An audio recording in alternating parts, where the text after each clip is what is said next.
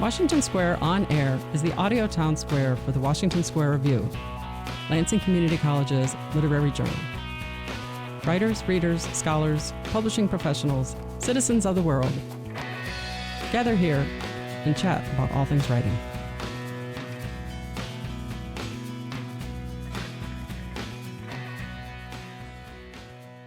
Hey there, this is Melissa Ford Lucken, editor for the Washington Square Review. I'm here today with Timothy Dodd, whose piece, The Darlene Conspiracy, is in our Summer 25 issue. Hey there, Timothy. Hello, Melissa. Nice to be you. Nice to see you. Nice to be here. Yeah, cool. So give us a little overview of your piece and let us know how you came to write it. Okay. Well, first of all, before we get to that, may I say hello to Washington Square Review, anyone involved, anyone at the Lansing Community College and Lansing. I'm a person who's very interested in geography and place, so maybe we'll come back to talk a little bit about Michigan I'd at love some to. point. Yes.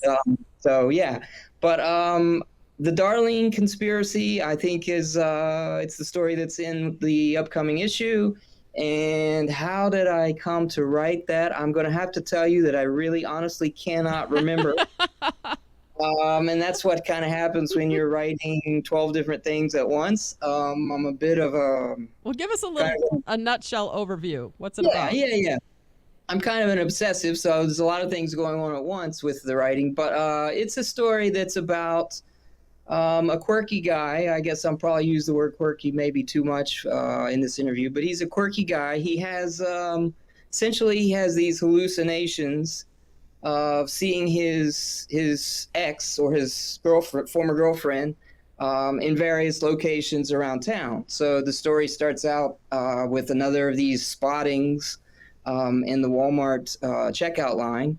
And of course, even though he knows that he's got this problem and this issue, he's always dead sure that this time it's her. So the guy proceeds to follow her, and he's doing a bit of stalking, to be honest. He follows her out of the parking lot, out of the Walmart, into the parking lot, out of the parking lot. Where's she going? What's going on? And all these questions. Finds out that she turns into a motel, which is not really a 5-star hotel, let's say. It's one of your more a hookup joint, you might say, I guess, kind of, among other things. But so he follows her in there, and then basically the story goes on with his mind trying to figure out what she's doing there, what's going on, and all of his obsessive compulsive issues that are involved in this problem. But that's kind of the basic narrative, but really essentially what I was trying to get at with this piece is bigger issues of longing, bigger issues of nostalgia. This is a hotel where he stayed at himself, where him and his ex used to actually go in their youth. So really what the story's trying to get at is this sort of longing and this feeling of nostalgia and place, things past. As the narrative unfolds, towards the end of the story, we get into that issue of who he is, what he's doing, and such. So, and I will say that if anyone who might happen to be familiar with some of the pieces that I write, this issue of nostalgia and longing is sort of probably a central theme that I go back to a lot. Think a lot of the romantics among us have this feeling of nostalgia for various things, and so that's basically the story. Okay, well, that was a little preview answer to my next question, which was, right. How does this piece fit in with your other work? And so we already know well, and there's also I'm sorry I may be jumping ahead of you, Melissa, but I've had a couple of 3 poems in different issues of Washington Square Review, and I find that the ones that are accepted often sort of relate to this sense of nostalgia, this sense of bygone eras, past times, and sort of it's not simply a romanticization of it, but it's a longing for times past. And so this story is not just about longing for his ex, but it's more about longing for life as it used to be, and not being able to find your place in the current setup or whatever you have going on in life in the current times and modernity, and you just have this longing for a past. So, and actually this story is a part of, I have a manuscript that's called Love Bumps. This is a story that's in that collection. It's not published. I'm just finishing it. But these are all stories where, love is kind of quirky or it kind of goes wrong, goes haywire, doesn't work out the way you had planned it, so to speak. And so the Darlene Conspiracy is also tied to these stories and this issue. But, and again, even though the stories are all about love, they're really not. They're really trying to get at things that are under the surface of what are we doing when we are looking for this other person? What are we wanting in love? What are we trying to find? So there's deeper issues under the narratives, I hope. Yep. The kind of the individual's experience of love and being in a relationship and what that means to the person, kind of separate from the experience of having the relationship with the other person. Yes. Huh. Yeah. Yes. Well, I mean, again, there's a lot of angles to these stories that I've composed, but essentially they all have sort of a narrative tie of people who are having issues with their relationships in different settings, different scenarios. Some of them tragic, some of them just ridiculous, some of them silly, but as a collective, it's really, again, I like to write things where there's a narrative and you can follow the narrative and it's clear, more or less, but there's also issues underneath the surface, which I'm trying to get to. So even though the collection is now called Love Bumps, it's and all of the stories on the surface are all about love. It's really trying to get beyond that and see what's behind this issue that we seek. How does this theme of nostalgia fit in with your own life beyond writing? Like, just wondering, do you have like any collections of nostalgic items? Yeah. That's a great question. You're going to get right to the heart of me here, so let's go for it. Yeah. I mean, I'm really not a person who is in love with modernity, or I don't know. I mean, I'm adequately competent or comfortable in it, but it's really not who I am.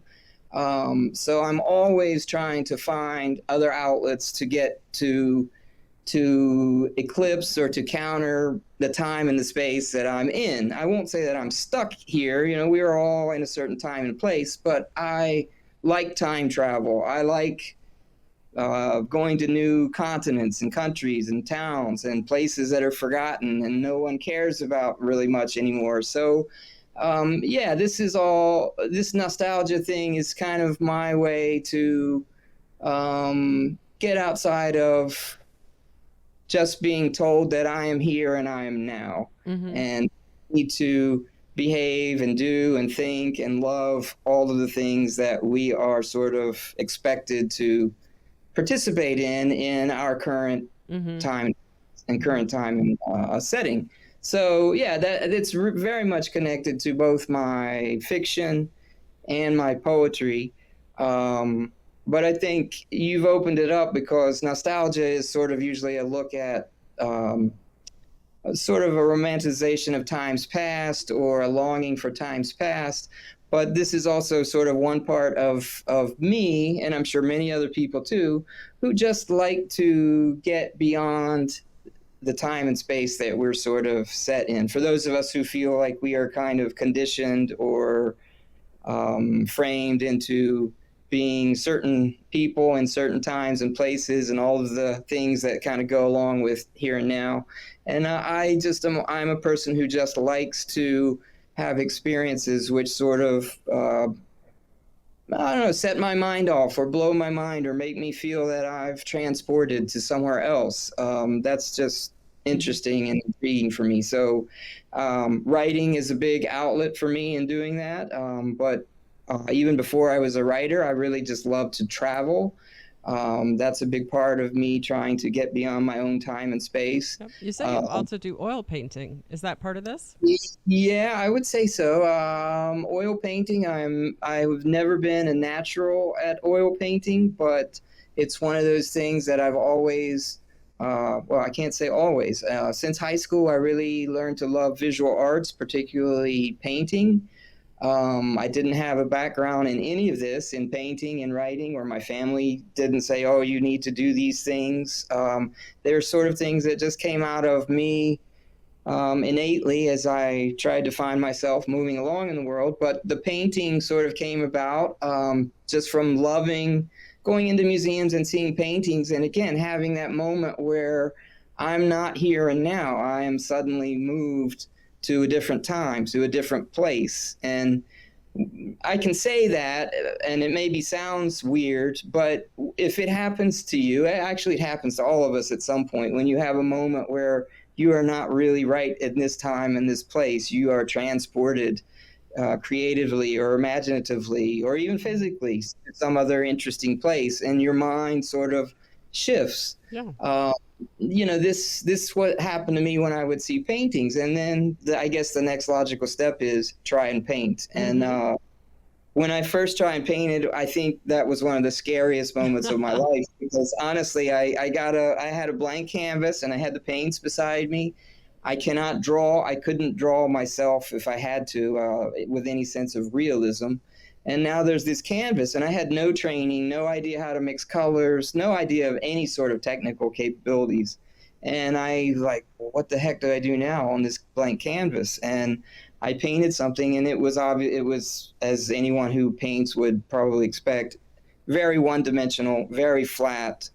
And then I just thinking, this just gave me an appreciation for what painters do. Mm-hmm. Like how do they create this depth and this feeling and this visual reality that's just a total fabrication on this piece of paper. Yeah. It just boggles your mind, or it boggles mine. Yes, for sure. And and then from there, I some years later tried it again, and I got a little bit better. Mm-hmm. And then a few years later, I got a little bit better. Mm-hmm. And then I showed a canvas to an artist in the Philippines, matter of fact, and he claims, it's hard for me to believe him at the moment, he claimed that he really liked it. And I said, yeah, well, I know you're crazy too. That's why, we get along so well. But I didn't buy it. But as time went on, I could see that he did have a genuine interest in what I was trying to create. So long story short, I kept practicing. I could say technically I'm still probably, I would say, average at best. Honestly, probably below average or maybe even terrible. But it's funny how I've actually created paintings that I like myself, which Wait, let me ask you this. Okay, so you say that you're not great or maybe not good, and people tell me that oil painting is really intimidating because you got the oil, the textures of the oil, the size of the canvas, the complexity of actually getting the paint to do what you want, just all that stuff. So what I'm wondering is, given that what you're not producing isn't like the super amazing stellar work, what is it about the process of doing it that you find satisfying? Okay, yes. And that's the thing, because I have created paintings and I'm doing it. I'm thinking, I don't know what's going on. And then I will step back and look at it, and it's something that I did not anticipate. With writing, I feel like I am always pretty much in control. With writing, even when I have a hurdle, or I'm trying to think about how to accomplish something, I feel like I have the capabilities to figure it out and get from point A to point B eventually. With painting, I don't have any confidence in knowing those steps. So when I start, and it's very spontaneous, but I do have sort of a visual. Half the time it doesn't turn out to look like what the visual was, but it could sometimes be. It sometimes ends up being better.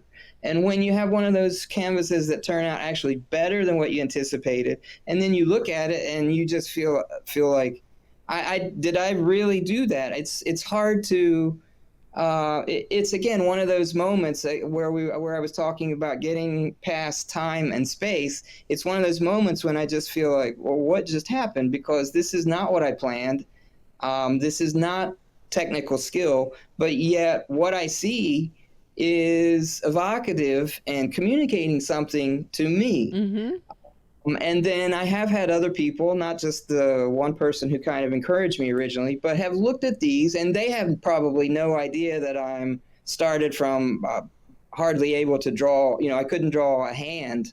They don't know this. Then they look at the paintings and they tell me whatever feedback they give me, and I'm thinking, well, hey, some other people maybe see something in it. So it's very intriguing to me. It's sort of it's almost a sort of magic to me, because I just don't know how it's not scientific. It's not, oh, I know how to get from A to B. It's not, if I do this, I know I'm going to get this, like you do when you're fixing a car or anything else. It's just very spontaneous, and then it happens. And of course, some of them I just paint over them, but there's quite a few that I have turned out to like. And so I don't know. It's just, it's one of those things. So that sort of, it keeps me intrigued. It keeps me engaged with the painting. And I will say also, because they're not realistic paintings, of which most realistic paintings, honestly, it's not really what intrigues me anyway when I look at other artists. I've always sort of liked the expressionists and the post-impressionists.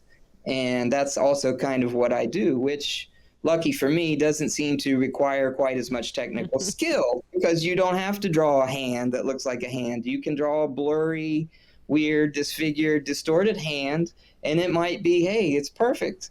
So if you look at my paintings, you will see a lot of expressionism. And actually, even if you read some of my writing, you will see a lot of expressionism, which is sort of, I guess expressionism is not realism per se, but it's more about inner emotions, atmospheres, bright colors. So, yeah, so I think that all kind of, it is connected as far as who I am and what attracts me and motivates me. We've had a couple of your poems, and we'll be having one more in our Summer 25 issue. How does your work in poetry fit in with your creativity? Yeah, okay. So it's probably going to be a long answer, which I hope is That's fine. Okay. So fiction, my fiction is, it's more narrative. A lot of my fiction is set in my home state of West Virginia.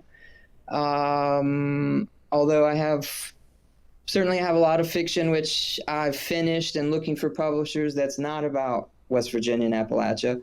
But it's a more, I don't want to say logical, but there's more narrative in my fiction, I think. I think it's fair to say. Whereas with poetry, I really feel a lot freer with poetry. I can write a poem with a story in it. I can write a narrative poem, but my poems are more, they're more expressive. There's more expressionism in them. They're all over the board. For example, just this past weekend, I was on the road going to this abandoned town, and the person who was driving ran a red light. And just last night, this was, I guess last weekend, then just last night, I wrote a poem, Running a Red Light in Minersville. Just anything that can happen really sets off. I guess if you think about it, anytime at any point in life, wherever you are, whatever you're doing, even as we're talking right here now, we can say, well, Melissa and Timothy are having this conversation about writing, but there's always other things going on. You have a big banner behind you that's got a typewriter. There's blues. There's a cup of coffee. There's a green kind of Art Deco chair. I mean, if I really want to stop and take it all in, there's a lot going on that can affect dynamics, emotions. That doesn't sound too new agey or silly, but No, it sounds great. in life when I'm just driving down the road, but there's a lot going on. What's happening outside the car, where you're going, the conversation, the music. And for me, in a poem, unlike in a narrative story, in a poem, I can encapsulate all of that moment in time, sort of that energy or that electricity. It can all be sort of crystallized in a poem. And I find that very attractive and fascinating. So my poetry is a lot more, it's less narrative. It's a lot more in the moment of experiences and what happens to me, or what happens to any of us. So you said the poems are, well, to back up, you said a lot of your fiction is set in your home state. Yes. And that the poems aren't necessarily reflective of that? Yes, yes, you're reading that correctly. Yes. Why? Although Why is that? Well, I don't know because, yeah, it's a really good question. Although I will say this also. I just published a book of poetry that's called Orbits 52. It is set in West Virginia, and it is one long poem. So I don't remember how long the book is, maybe 8 pages, but it's one long poem. And it's actually, not that I only write about poems in cars, but it is actually a road trip poem, father and son, and it's set in West Virginia. But why it can go on for 80 pages is because it's not just a narrative of the father and son dynamics, and they're actually taking a trip going to see the mother, who is in a mental institution. So that's sort of the narrative that goes from the beginning to the end. But in all of this narrative, there's all kinds of stuff that I throw in. There's cryptids, there's apocalyptic stuff, there's history, there's natural history, there's the ghost towns that we're passing. And in this, I think I'm repeating myself, but what I like about poetry is there's just a sort of freedom for me in writing poetry where I can dig into all sorts of things that someone might say, well, this doesn't fit the story, or how are you throwing this in? This isn't connected. This is all disparate stuff. And now I'm confused. But this book, Orbits 52, is sort of like a collage. It really is trying to encapsulate everything that's going on in this short drive between two towns in West Virginia. There's a lot going on there. It's a forgotten space of the country by most people, but there's a lot going on. And again, back to me finding intrigue in jumping time and jumping space. My home state is a good place to do that. You've mentioned ghost towns a couple times, so now we just have to know how did you find this ghost town? What did it look like? Yeah, right. So again, back to nostalgia, back to going to places outside of our regular time and regular space. Ghost towns are very intriguing for me because they're real places that have existed and people have lived their lives, raised children, worked, grown food, all that, and now they're gone. They're back to nature maybe, or there could be some leftovers, some remnants. And I really find these places interesting because it just, again, it sets your mind in motion. Like it not just for me, I can't help but think, when I go to a ghost town, well, these people aren't here anymore. And then you have to, for me, the next logical thing is, well, neither am I. I'm not going to be here much longer either. None of us are, so it again starts to make you think about who you are, where you are, what life is, all the processes that have happened. I'm not just stuck in Gmail and iPhones right now, but I'm thinking about the greater world and life. And speaking of ghost towns, I said I wanted to say something about Michigan, because I'm assuming probably maybe a lot of, if there are the people who are listening, maybe a lot of them are from Michigan. So it's funny, I know, maybe people don't think about this, but Michigan and West Virginia, they're only 2 states apart. It's just that bloomin' Ohio between us. but we're really that close. But growing up, I don't really remember people traveling to Michigan from West Virginia. It wasn't really something, it really wasn't a place that was talked about a lot. But it's an interesting place for me. It's an intriguing place for me. I know you've got lots of good ghost towns, actually, among many other things, of course. I've only made it to Michigan once, but I did want to say I did make it to Lansing. So give me some sort of All right, yes. small credit. I've been to Lansing. I've been to Ypsilanti, Flint, Detroit. Trying to think the small towns, Adrian, that rings a bell. Okay. Tecumseh. Yep. So you have not been to the UP, the Upper Peninsula. That's on my short list. I promise I will make it there. It is a must see. I have not. But the reason I'm also bringing this up is all this talk about nostalgia and ghost towns, etc. You may not be surprised to hear that I had to go to the Irish Hills.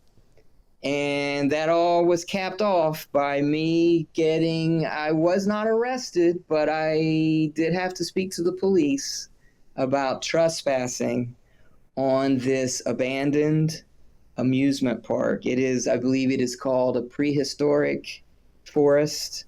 Okay. It is near, what's the town? I want to say Oneida. I don't know, but it sounds familiar. Hopefully someone out there knows what I'm talking about. I'm sure someone does. It was this beautiful amusement park with these old, huge dinosaurs, and they're all roaming, and kind of some of them are on the ground, some of them are in perfect condition. But for those people who like, what is it called, Urban X or abandoned sites and stuff like that, I'm sure they know this place is probably a bit famous. Okay. But however, it's not open to the public, apparently. It's not open to the public. It may be now. I don't know. Probably not. But it was not open to the public. I guess it didn't stop me. Apparently not. Yeah, and sometimes I guess you just have to break a couple rules for the things you love. That's what we say in love bumps anyway. So what did you get out of the experience? Well, again, it's like when I walked, and I'm not I don't care about the trespassing. That's not my thing, just to break all the rules. Right. But this was, the trees are growing. It's sort of forested now, and you have these huge, I'm going to say 10-foot, 15-foot, 20-foot dinosaurs. I remember a Tyrannosaurus Rex. I remember a woolly mammoth. And they're just kind of hanging out there. They look sort of realistic, but they're huge. And now the trees are all growing around them. The grass is growing up at their feet. And when I'm walking there, it's just like, okay, I'm not here in wherever I was back on the street just 2 minutes ago. I'm now like in a whole nother world. And that's... For those of us who like to be creative, that's sort of where imaginative thinking starts to come in, and now and your mindset changes, the atmosphere changes. So, and I guess that's sort of what I mean. I write, but that's sort of the motivation behind my writing. Again, that I've tried to express, that just getting beyond the usual everyday feelings and trying to experience a shift in your mind, atmospheres, and experience something different. So, but UP, I'm sure I will make it someday, because I hear that's a beautiful place. And there's tons of other places in Michigan. No one has enough time to go to all these great places, but that's the truth. Yeah. I try. All right. So if people would like to keep in touch with your adventures and misadventures, where can they find you online? Okay, so I sort of do social media by I guess by requirement. I do have a website that on WordPress. It's just timothybdodd.wordpress. I have an Instagram page where you could see paintings. I do have an Amazon page for my writing. I have a Goodreads page. So I guess that's, after it's all said and done, that's a fairly significant social media. I don't know if anyone ever visits any of those things, but they're there in case if you want. So. All right. Well, we will put the links in the show notes, and then if people want to visit, they can do it. Thank you. Thank you. That would be great. Awesome. Well, thanks a lot for visiting today. Okay, Melissa, these 30 minutes passed fast for me, so I hope not slow for anyone else who's there listening as well. I appreciate all the time and support.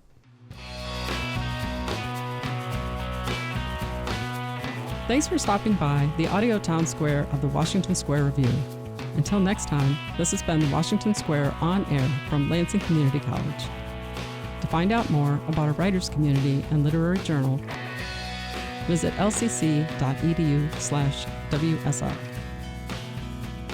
Writing is messy, but do it anyway.